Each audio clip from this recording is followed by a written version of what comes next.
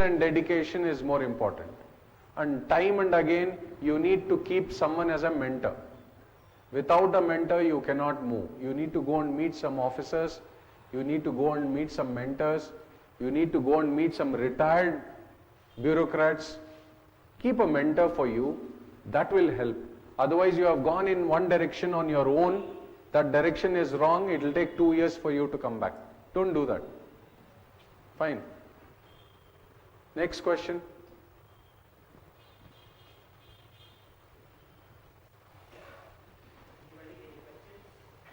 Anything related? Yes. Anybody?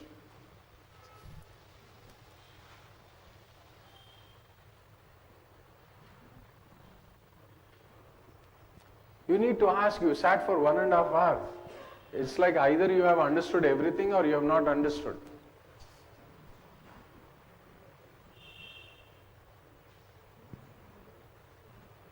Have you stopped them, restricted them from asking questions? Not at all. The forum is open. Please ask. The amount of questions they ask, you will benefit out of it.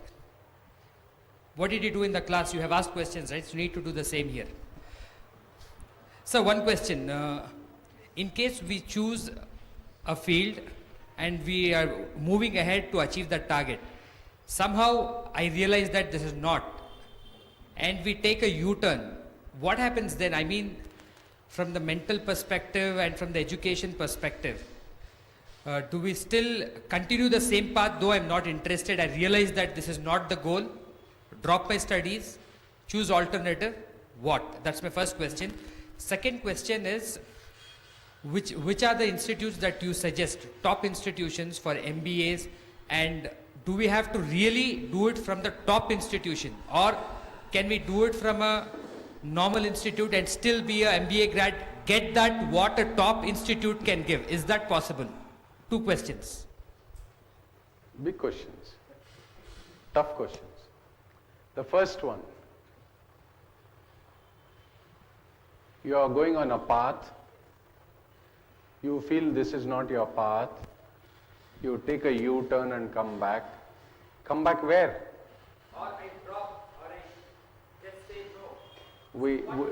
We discussed that. What will happen is, if we don't have clarity on our objective, if we don't have clarity on what we are doing, if we don't have clarity which direction we are going, and you reach that level and you turn back. We had 2 examples where one present doctor was joined engineering, quit engineering after a year, came back and then picked up medicine. There's another case study where you have done BCom almost in the completion, you want to become a pilot, then you go back to your 12th standard and redo it again with physics and maths. In the process, we have lost time, we have lost efforts, we have lost money. Yes, if the parents and you can afford doing it, you do it. If you cannot afford doing it, please don't do this mistake. Why we are standing here and today conducting this workshop is so that you don't commit those mistakes. Plan now. What is your passion? Where is your objective? Which direction you are going? Think and then move forward. You can come back and do it if you can afford. But is it worth? You were not able to give me 430. Am I right? She was not able to give me 430 back. How can she afford a lifetime of 1 year, 2 years and then come back? It's not suggested. Instead, decide now. One thing is clear. It's not that only if you go in the direction, complete your studies, and then only you will live life. No. Again, the Creator has given food for every human being. There is a possibility if he quits that and works passionately towards whatever he wants to do, still he will be successful. Still you will be successful. You may drop your studies, but suddenly you feel my calling is agriculture, my grandfather was in agriculture from Chikbalapur, he is agriculturist. I want to go back, you may make a lot of money there. Again, you have to learn there and then practice. Again, passion comes there. Whatever you do, you need to do it passionately. The next one, studying from good reputed institutes. Am I right? That's what the question is. Now, even now when you are getting in from 10th to 11th or from 12th to graduation, which college to go? Whether we should take the top colleges or it does not matter. Am I right? I strictly give this example. Which watch you are wearing, sir? Titan. Okay. Which shoes you are wearing? Anyone wearing? Which shoes you are wearing? Nike, Reebok. What shoes you are wearing? Arrow. Which bike you use? TVS. Which bike you use? Someone came in the bike here? Which bike? Platina. Honda? Kinetic. Bajaj Platina. Pulsar. Right. Now, which soap you use? Mysore sandal soap. Who asked you to use?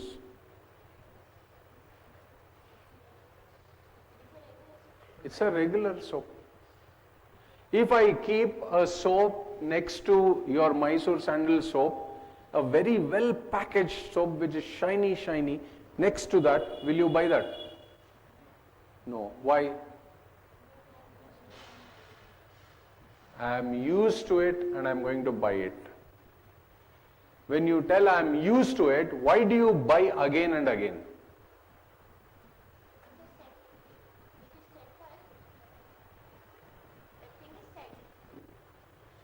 It is set, but what does it give you?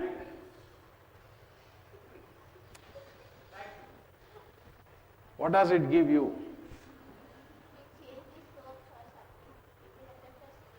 If we change the soap, it will affect our skin. That means it is quality. Am I right? Then you like the perfume. Am I right? Fine. And it is available for you. Same quality. If you buy in RT Nagar, the soap quality is different. If you go to Yeshwanthpur and buy in Mysore Sandal Factory, the quality is different. Yeah, it is different. That is fresh soap. That is fresh soap. This is 2 weeks old soap. Is it? No, it's the same. Just keep these thoughts. Why did you buy Titan, sir? Titan.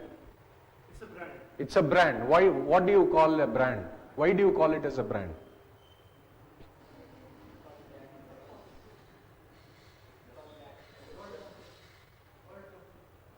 Because it gives you quality. It does not go out for service. It gives you long life. It is value for money. Am I right? Now, any product or service, I am repeating, any product or service which gives value for money, consistently delivers the quality, and it has repeatedly on continuous usage, gives the same quality for same person, for different people, the same quality it gives, it has value, then if you are buying it repeatedly, it turns out to be a brand. Because any product or service where you are satisfied, then you go for a repeat purchase. Now, creating that customer delight and satisfaction is nothing but creating a brand. Now, the same way, when you have colleges in front of you, for example, you are in RT Nagar, right? You have government college, Mount Carmel College, National College, Baswangudi, RT Nagar College. If you have 4 colleges, which college will you choose? Which is the one? Mount Carmel's. Why? It is reputed. Over years it has given quality. It has given good placements. It is of certain customer delight for you. You are sure the student gets in there, he will get placed. You are sure the student gets in there, he gets right quality. You are sure the student gets in there, she will get complete knowledge and action, good library, good support, you college. That's why you choose. Why can't you choose another college? Why can't you use RT Nagar Public College or RT Nagar Government College? Infrastructure, lecturers, library, quality, consistency. So these are the ones which create a brand of a good college. When we say we need to get into a good college or a better college or the best college, it is because of these qualities. And when you pass out from that, you have a brand which you are created, you are branded. Fine? Anywhere you go, even with a normal graduation, when you tell you are from Mount Carmel's, you get a job. Because they know that the grilling has happened, the quality is maintained, the library and exams are fair, everything is processed. Now, the industry believes in that process, that is why that college is a brand. Now, getting into right colleges, good institutions or branded colleges is really a life-changing opportunity. So you need to understand whatever you are studying, you need to move forward into getting branded, studying in good institutions. So getting into top institutions, you need to move. One more thing, it's not necessary that all the people who get into top institutions will be successful. No. There are people from government colleges who have done excellent, who have worked passionately, they have moved forward. So there are exceptions to every rule. But in general, getting into a right college, a good college, gives half your career settled. It makes half your career settled. Because you get good placements, you get a brand, you get good library, you are qualified, you get a good job. What else you want? You get opportunities.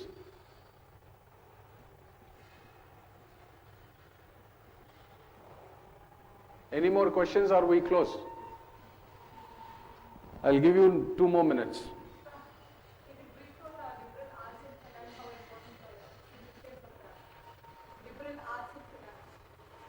Different? Liberal arts and finance. Now, see, liberal arts, if you ask me,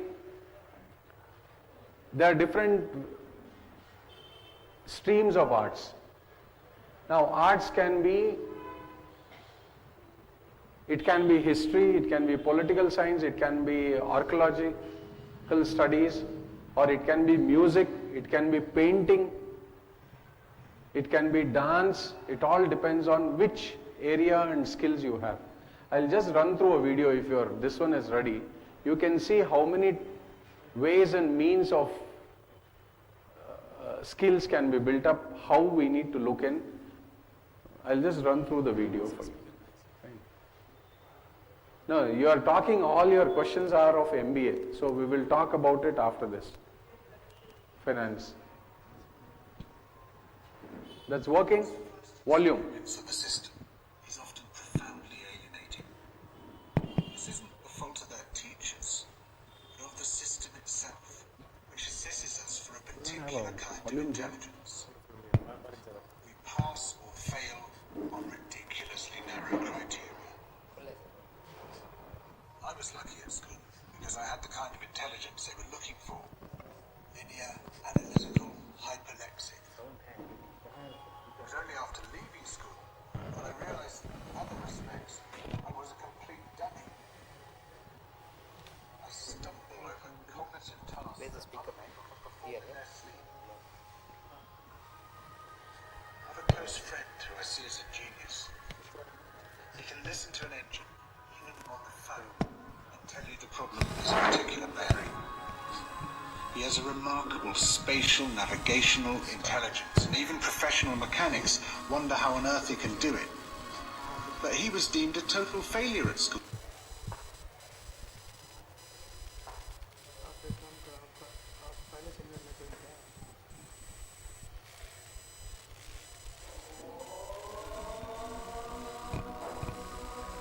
We'll close in 5 minutes. People's first experience of the system is often profoundly We'll do it alienating. later.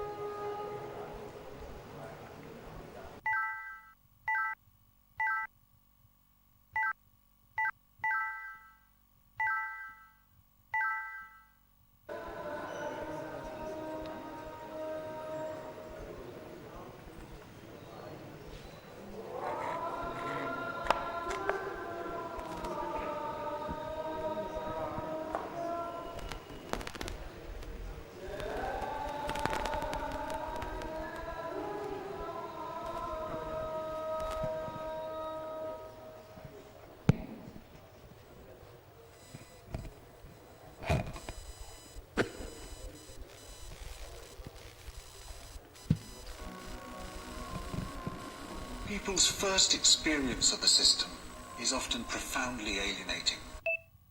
This isn't the fault of their teachers, but of the system itself, which assesses us for a particular kind of intelligence. We pass or fail on ridiculously narrow criteria. I was lucky at school because I had the kind of intelligence they were looking for. Linear, analytical, hyperlexic.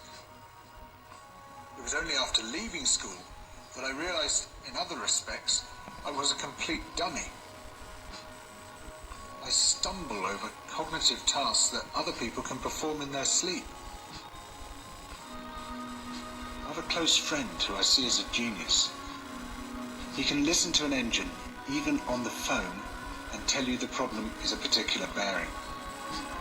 He has a remarkable spatial navigational intelligence, and even professional mechanics wonder how on earth he can do it. But he was deemed a total failure at school. He was confronted with tests that didn't fit the way his mind worked.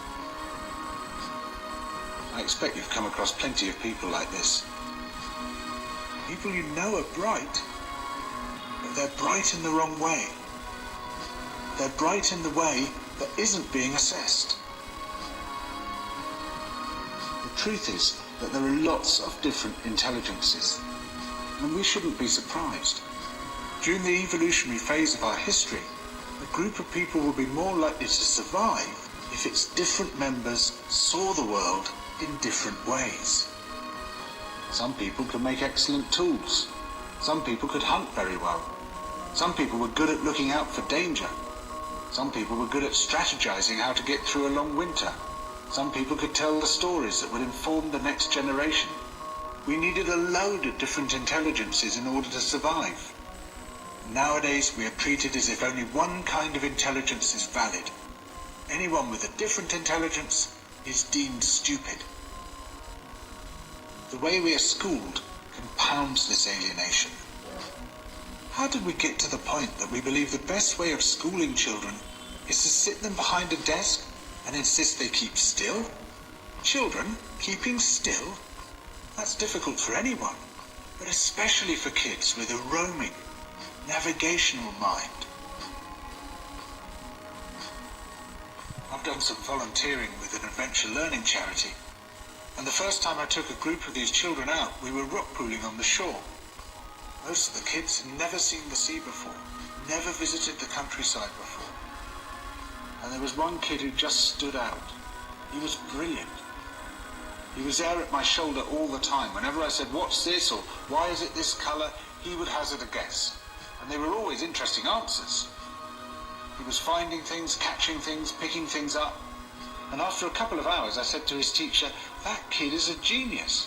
She said, "Him? He's bottom of the class." If a kid like that is failing, it is not the kid's fault. The fault is with the system. As I say, I don't blame the teachers because they have to teach to the system. Plenty of teachers desperately want to do creative things with their children, to discover their different intelligences, but they are forbidden to do so. If an intelligent child fails a test designed to assess a different kind of intelligence, they become alienated, not just from school, but from the system as a whole. The danger is that they then become alienated from public life, alienated from society, eventually alienated from themselves.